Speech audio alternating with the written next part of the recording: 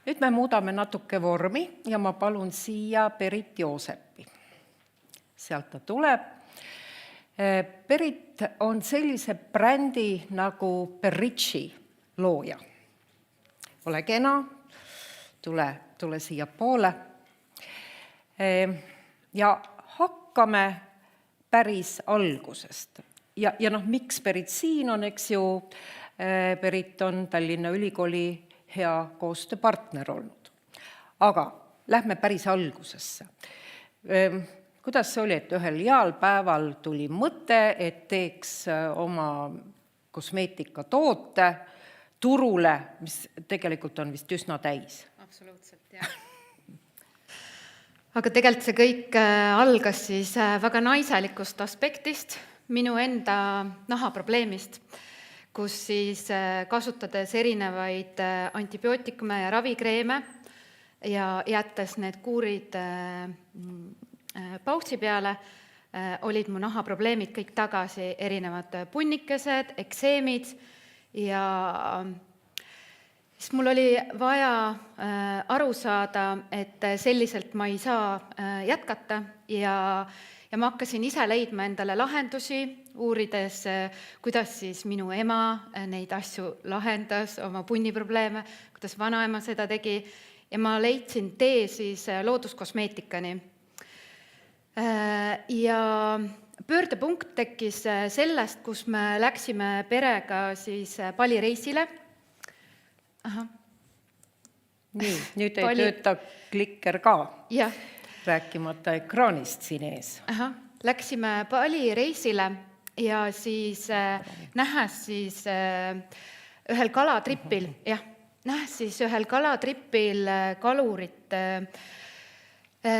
kuidas tema käed olid nii pehmed ja kuidas tema nägu oli nii kontrastselt siis kortsus ja krimpsus.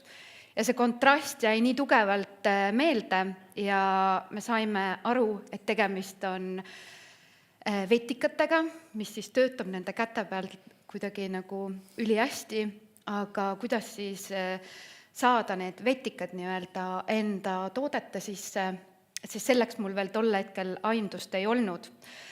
Tulles tagasi Eesti, täiesti juhuse kokkulangevusel me saime tuttavaks ühe meesterahvaga Marekiga, kes tegeles siis vesiviljelusega ja temal oli siis ülikooliga eelnevalt koostöö juba olemas ja meil õnnestus siis tema läbirääkimistel professor Rando Tuvikesega saada siis kohtumine.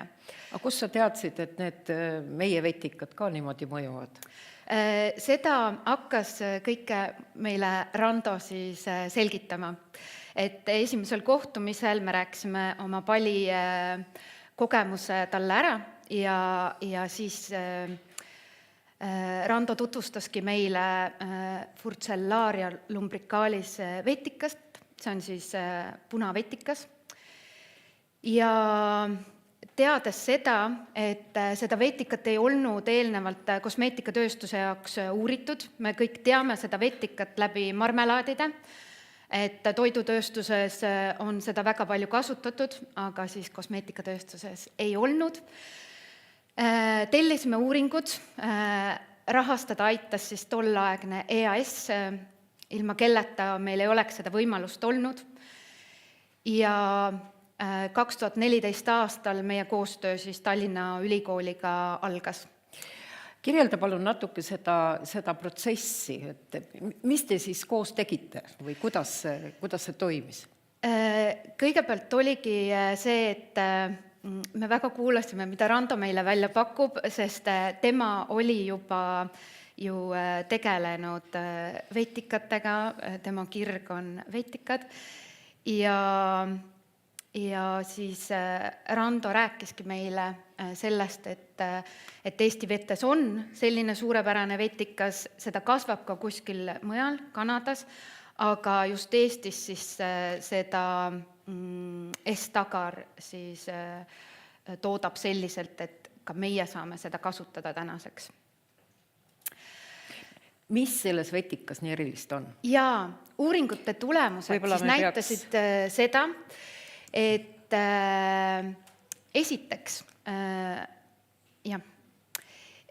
esiteks, mul oli eelnevalt mingi kreemibaas olemas, aga kui kreem koosneb ju veest ja rasvadest või vedelikest ja rasvadest, siis minu siis nii-öelda selline koduköögikreem oli siis selline, mis hakkas vett eraldama ja furcellaraan oli siis selline aine, mis on tardaine ja ta aitas lõplikult siduda selle kreemi retsepti tervikuks, sest kui toimub eraldumine, siis toimub ka tootes lagunemine ja võib-olla 6 aja pärast ei ole enam see kreem kõlbulik, vaid pigem on hoopis kahjulik ja ta täitis ära siis selle kreemi terviku, et kreem sai päriselt nagu kreemiks. Siis teine aspekt on see, et tulemused näitasid, et tal on väga hea protsent sidumaks vaburadikaale.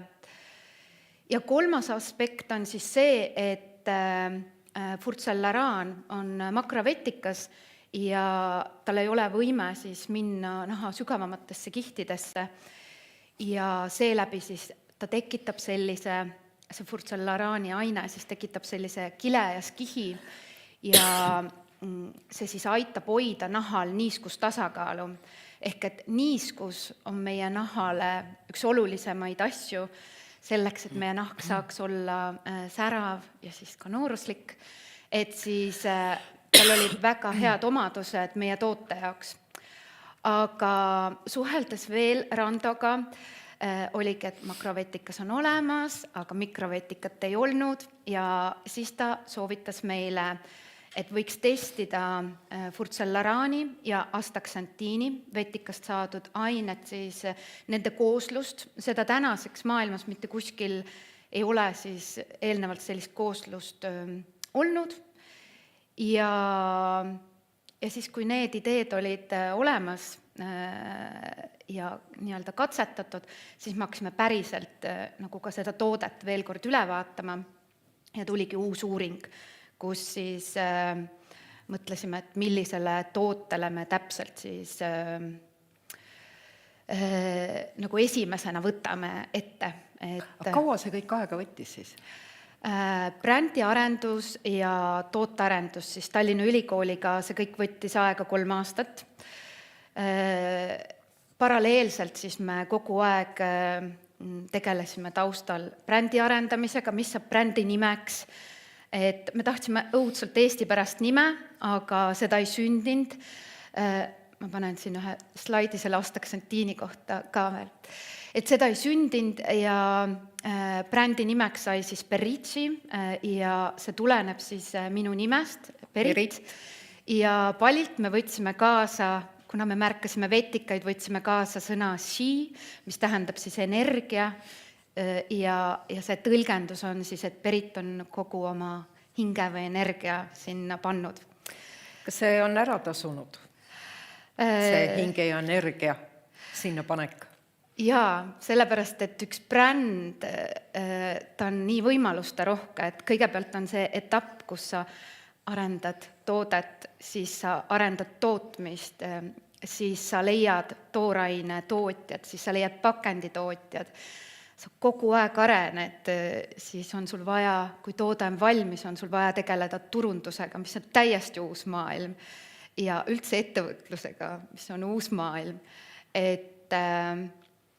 Ja kui meil olidki tooted valmis, siis meil tekkis kindel soov, et me tahame 13. oktoober, et me tahame, et meie brändil oleks kindel sünnipäev. Ja siis oli aasta 2017 ja me poodidega leppisime kokku, et sellel päeval siis lähevad kõik tooted erinevatesse poodidesse müüki.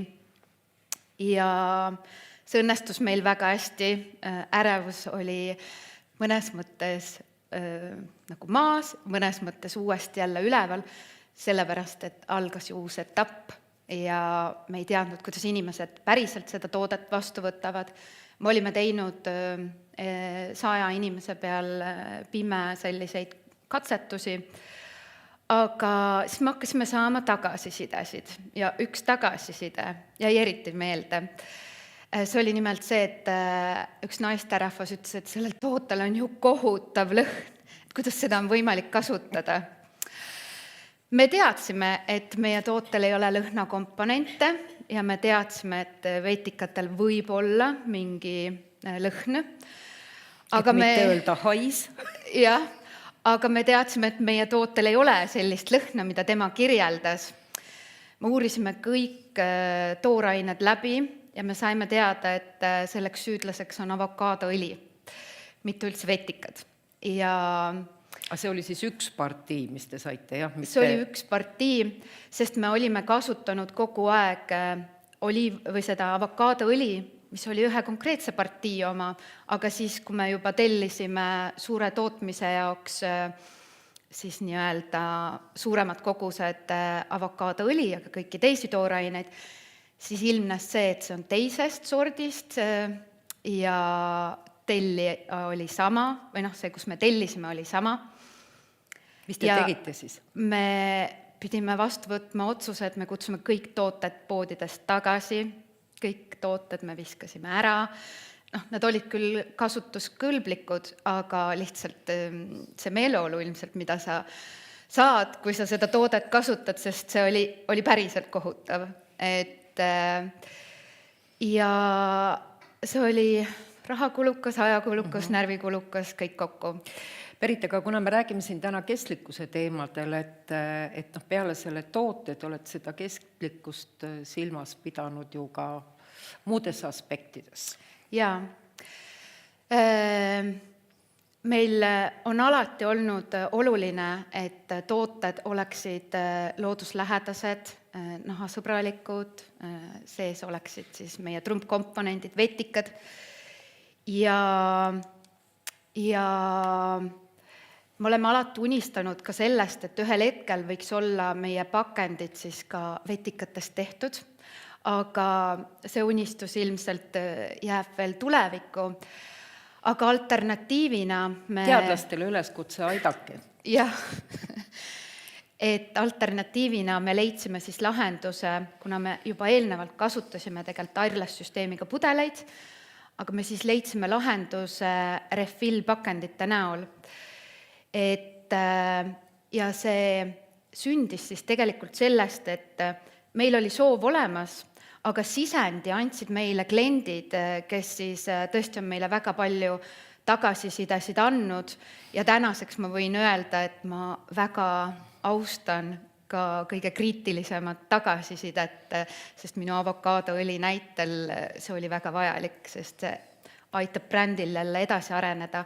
Ja täpselt samamoodi ka siis nende refilli pakendite näol, et kliendid siis jagasid meile tagasisideks, et kreemijälg näos ei pea tähendama suurt jalajälge looduses ja siis sündiski refill-pakend.